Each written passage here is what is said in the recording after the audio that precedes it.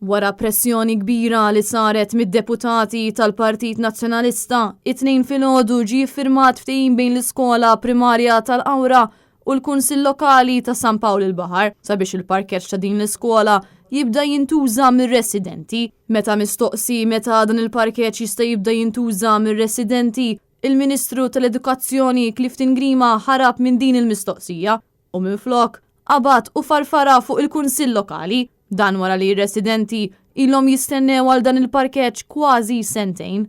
Fil-fatt fil-Parlament għal xhur sħaħ saru domandi mid-deputati tal-Partit Nazzjonalista dwar l-użu ta' din il-faċilità bil-gvern baqa' jkaxkar saqajh dan iż-żmien kollu b'detriment għan-nies kollha li jgħixu fiż-żona tal-Qawra u San Pawl il-Baħar. When the parking will be open to the public and will there be a fee?